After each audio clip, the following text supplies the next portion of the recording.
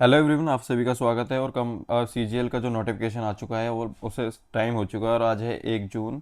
और मैं ये वीडियो बना रहा हूँ आपके लिए। मैं इंपॉर्टेंट आपको फिर से चीज़ें बताना चाहता हूँ कि आप पढ़ लेना इसको सही से, लेकिन मैं इंपॉर्टेंट हाईलाइट चीज़ें बता दूँगा आपको। तो देखिए, सबसे पहले यही है, लास्ट जून आपको 23 जून से पहले ये फॉर्म को फिल कर देना है, जिससे लास्ट डेट का इंतजार मत करो, क्योंकि लास्ट टाइम में क्या होता है, एग्ज़ाम के सर्वर में प्रॉब्लम आने लगती है, फॉर्म फिल होने में समस्या होने लगती है। टीयर 1 की डेट याद रखें, अगस्त सितंबर के बीच।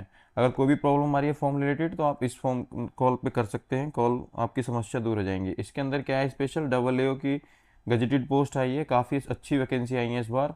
और इसके लिए एज लिमिट 18 से 30 है, 18 से 30 साल इसके लिए एलिजिबल है। ऐसी इस बार पहली बार assistant audit officer state cadre की भी वैकेंसी आई है, जिसके लिए भी 18 से 30 साल।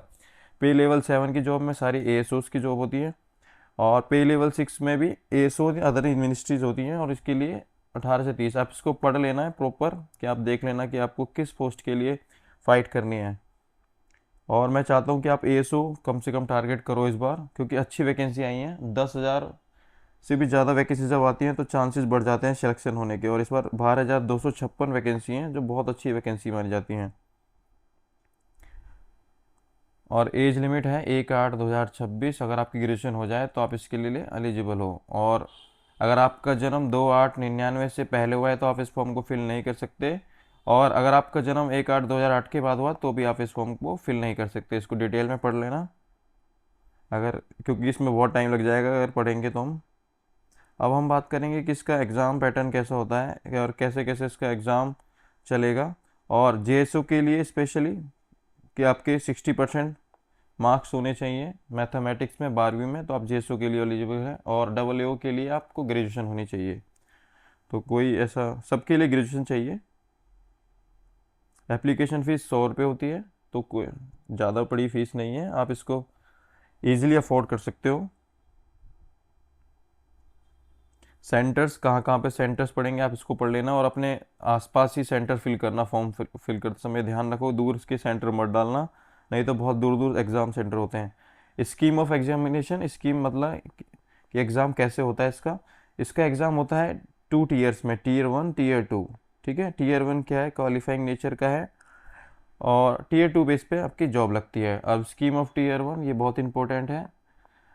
फर्स्ट टाइम इंट्रोड्यूस हुआ है इसमें सेक्शनल टाइमर, अब 15 मिनट मिलेंगे प्रत्येक सेक्शन के लिए, तो ये चीज़ नहीं है। और ये क्वालिफाइंग इन नेचर है। 4 सब्जेक्ट हैं, general intelligence, general awareness, quantitative aptitude, English comprehension. इसके बेस पे आपका सिलेक्शन होगा। तो सेम ही सिलेबस है, लेकिन इसमें भी क्या हुआ है, सेक्शनल टाइमर इंट्रोड्यूस कर दिया है। 30 मिनट मिलेंगे प्रत्येक को। मैथमेटिक्स को 30 क्वेश्चन 30 मिनट में, रीजनिंग के 30 क्वेश्चन 30 मिनट में।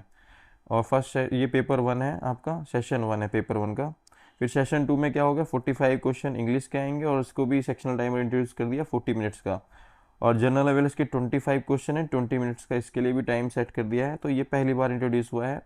और कंप्यूटर नॉलेज, कंप्यूटर ने पहले लास्ट 2025 में काफ़ी बच्चों को रुलाया है, तो इस बार भी कंप्यूटर रुला सकता है, इसलिए कंप्यूटर की तैयारी में कोई कमी मत छोड़ना। और इसके 20 क्वेश्चन आते हैं, और क्वालिफाइंग इन नेचर होता है, इसके लिए 15 मिनट मिलते हैं। इसके बाद होता है सेशन 2, जिसका टाइम है 15 मिनट। और सेशन 4 में क्या होता है, इसके बाद सेक्शन 4 है सेशन 2 का। Section 4 data entry speed test, 27 की स्पीड चाहिए होती है, इजीली सब बच्चे कर लेते हैं।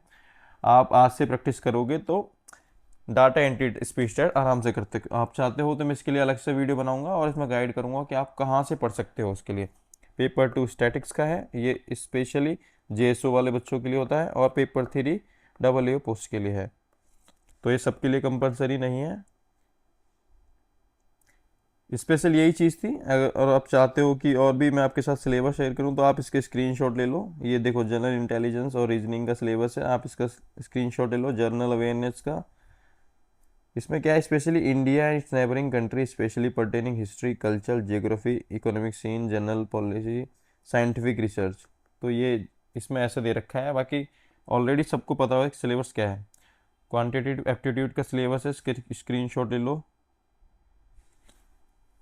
और इंग्लिश का क्या होता है, इंग्लिश का जो सिलेबस होता है, इसमें लिखते हैं the question of part ABCD will be of level commensurate with the essential qualification which are graduation, and question in part C will be tenth standard level के क्वेश्चन रहते हैं, लेकिन आपको पता है लेवल काफ़ी अच्छा हो चुका है सीजीएल का, तो यहाँ तक आप ध्यान रखें। इसके बाद भी बहुत सारे हैं इसमें, आप इसको पढ़ सकते हैं, लेकिन इंपॉर्टेंट चीज़ें मैंने आपके साथ डिस्कस कर दी है। डिटेल सिलेबस के लिए आप इसको पढ़ सकते हैं, कैसे कैसे फॉर्म को फिल करना है, इसके लास्ट में फॉर्म फिल करना ही बता रखा है,